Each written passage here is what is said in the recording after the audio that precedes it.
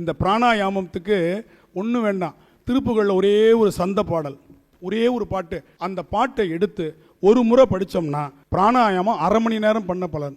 விளையாட்டுக்கு சொல்லலை. 128 தடவை மூச்சு விடுற இடத்துல 16 தடவை தான் இந்த பிராணாயாமம் பண்ணும்பொழுது மூச்சு விடணும்.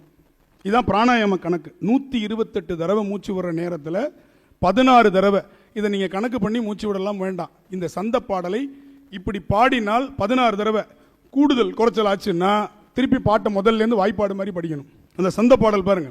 முத்தை தருபத்தி திருநகையத்தி கிரஜத்தி சரவண முத்தி குருவித்து குருபரையன ஓதும் முக்கட்பரமர்க்கு சுருதியின் முற்பட்டது கற்பி திருபுரு 30 தமரருமடி பேணி 10 தலைதத்தை கணைதொடுவற்றை கிரிமற்றை பொருதொருபட்ட பகல் வட்ட திகிரியில் இரவாக 10 கிரிதத்தை கடவிய பச்சை புயல் மெச்ச தகுபொருள் பட்சத்தொடு ரட்சி தருள்வது ஒரு நாளே தித்தித்தைய ஒத்த பரிபுர நிறுத்த பதம் வைத்து பைரவிதி கொட்கணடிக்க கழுகொடு கழுதாட திக்கு பரியட்ட பயிரவர் தொக்கு தொகு தொக்கு தொகு தொகு சித்திரப்பபுரிக்கு திரிகடகையன ஓத கொத்து பறை கொட்ட களமிசை குக்கு குகு குக்கு குகு குகு குத்தை புதை புக்கு பிடியன முது கூகை கொட்புற்றட நட்பற்ற உணரி வெட்டி பலியிட்டு குலகிரி குத்து படவுத்து புறவல பெருமாளே.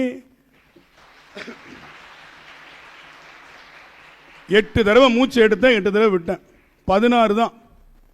ஆனால் 128 தடவை இந்த நேரத்தில் நம்ம மூச்சு விடுறோம். எங்கேயுமே நீங்க தடுமாற முடியாது. ஏன்னா சங்கிலி போல இந்த பாட்டினுடைய சொற்கள் அமைந்திருக்கும். முத்தை தரு பத்தி திருநகை அத்தி கிரு சத்தி சரவண முத்தி குரு வித்து குருபர என ஓதும். அறவரி. ஒரு வரி இல்ல, எத்தனை வரி? அறவரி.